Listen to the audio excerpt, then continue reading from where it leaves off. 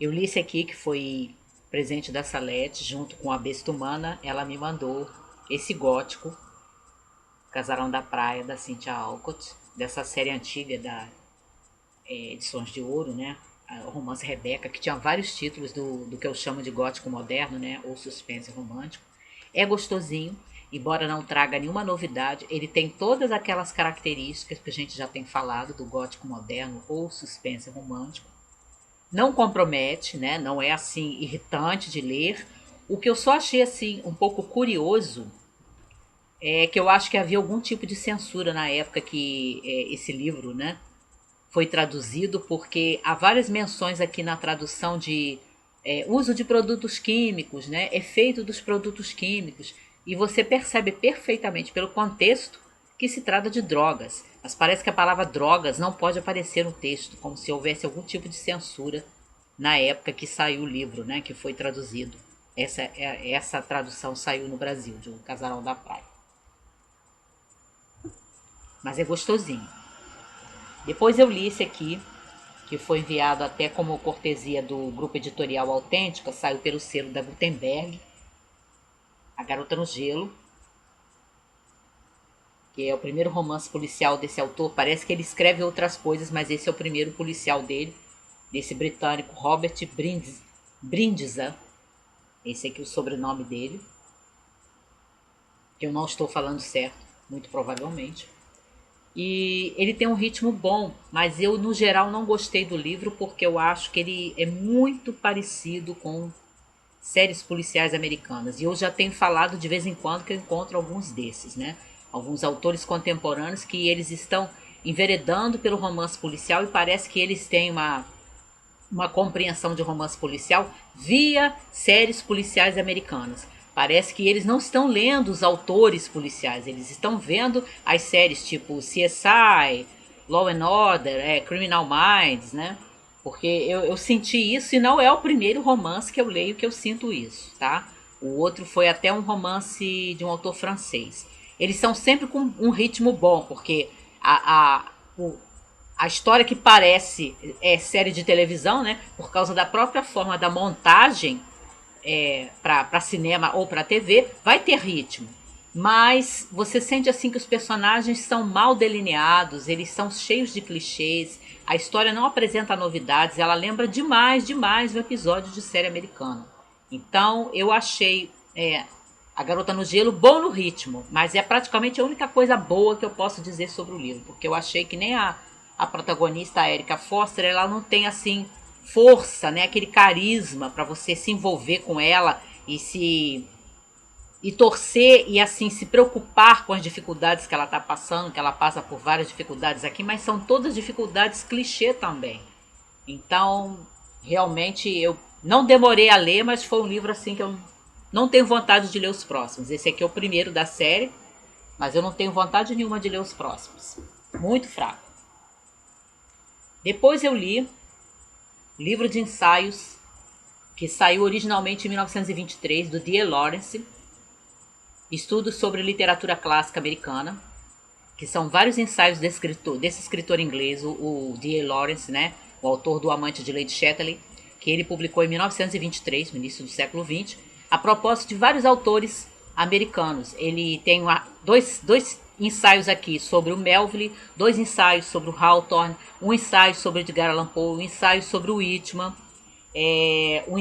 dois ensaios sobre o Fenimore Cooper,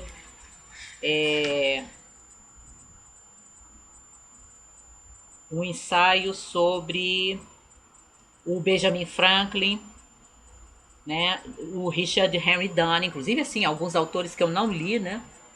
E eu achei muito interessante, embora não tenha dado 5, mas eu achei muito interessante porque o Lawrence ele tem uma visão assim muito particular, né, no entender dele do que é literatura, de qual é o propósito da literatura, né, do que é a vida e qual é o propósito da vida, e você sente que ele está fazendo os ensaios a partir da leitura. Não se pode dizer que não foi uma leitura atenta, porque ele até transcreve alguns trechos dos livros que ele vai comentando, né? Das obras que ele comenta desses autores americanos, o Franklin, o Poe, o Whitman, né? O Melville, o Hawthorne. todos, o Cooper. E então não são ensaios desapaixonados, porque você tem aquela análise feita pelo Lawrence e que ele deixa bem claro, né, assim o seu modo de pensar e até a forma como ele se expressa é muito apaixonada, é muito pessoal, né? Ele não assume aquele tom do crítico que está analisando a obra à distância, né? Agora, ao mesmo tempo que dá até para você rir de vez em quando, embora ele não seja, o Lawrence não seja um autor, assim, no meu entender, com um senso de humor, mas ele usa de muito sarcasmo e até de ironia ao longo desses ensaios aqui. Então tem alguns momentos até que a gente consegue rir, embora eu não sei se essa tenha sido a intenção dele, porque ele era assim, um tipo bastante mal-humorado, no meu entender. Mas você percebe esse envolvimento pessoal na crítica dele, né? Não é uma crítica de professor, uma crítica desapaixonada, né? Uma crítica assim imparcial, de forma alguma. Você tem esse uso do sarcasmo, da ironia, você tem essa leitura que ele, no meu entender, se mostra cuidado, porque ele transcreve trechos dos livros analisados, mas ele também faz algumas colocações assim que a gente que lê os autores e conhece o próprio autor dos ensaios, né? Como é o meu caso, que eu já li muita coisa dele, que você põe assim em dúvida, né? Por exemplo, quando ele faz a observação que o Edgar Allan Poe não tinha senso de humor no sentido de que o Poe não era capaz de rir de si mesmo. E aí, isso para mim, escrito pelo Lawrence, soou um pouco como o Roto falando do esfarrapado, né?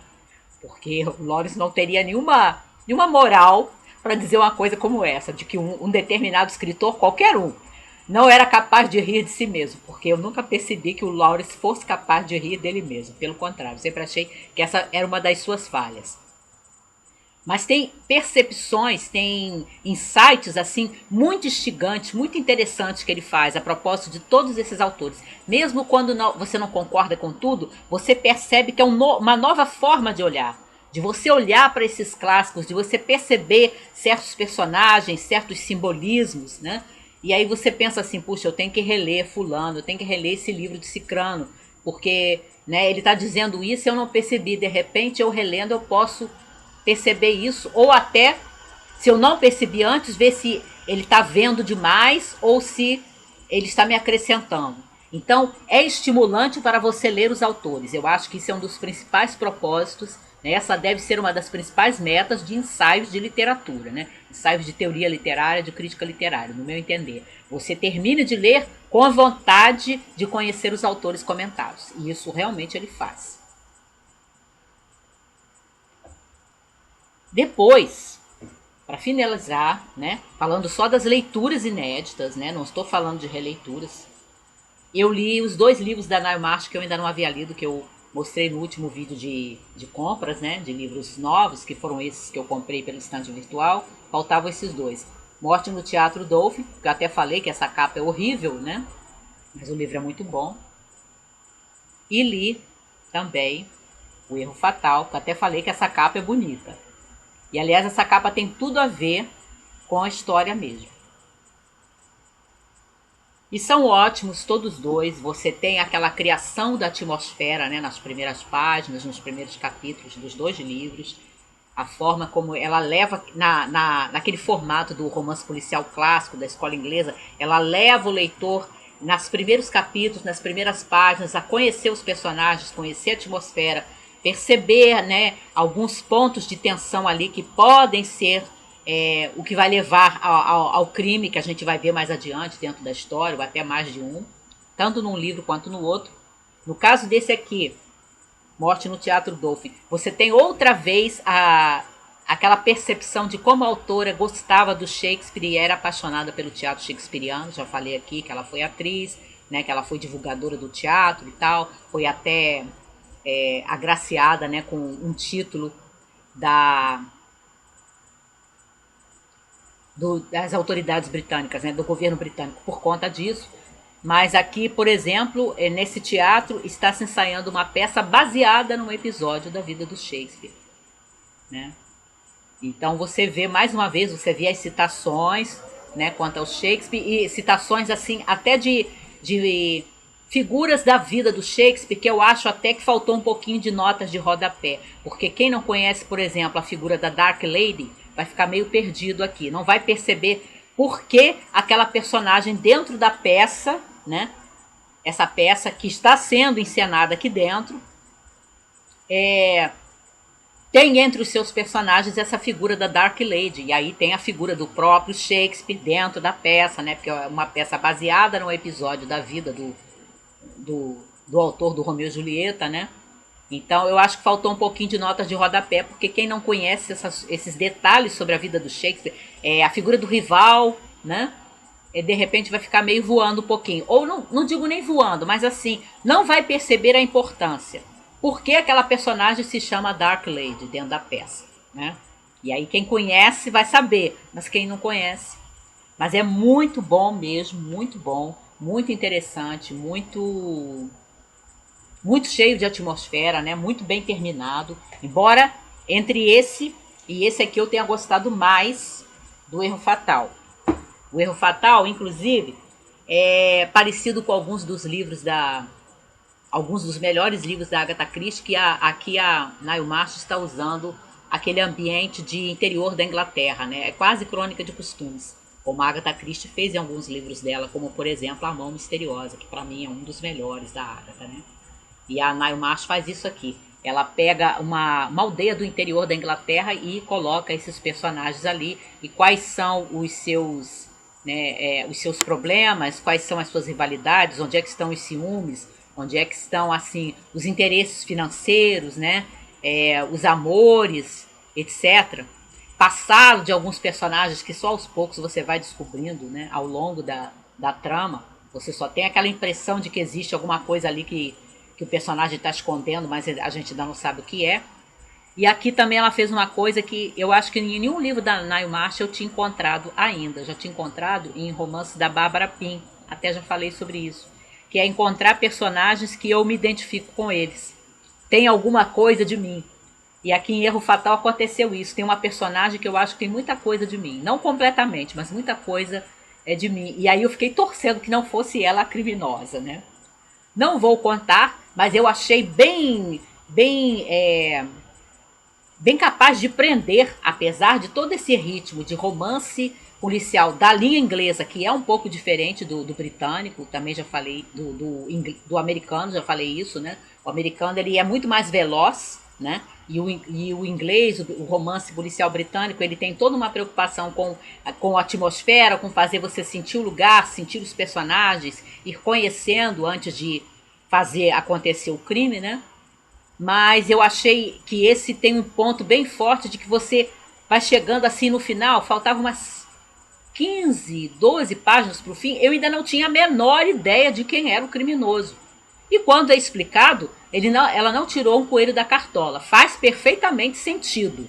Mas eu não tinha ainda ideia. Será que é fulano? Será que é cicrano? Será que é aquela outra pessoa? Né? Eu fui tendo as ideias mais estapafúrdias. Inclusive esse personagem que eu me identifiquei em grande coisa e fiquei torcendo que não fosse ele, né? Mas eu não tinha ideia de quem realmente seria. E isso é uma qualidade para o romance policial. Você vai chegando no final e você ainda não conseguiu descobrir quem é. Mas há as pistas. Você tem pistas aqui também.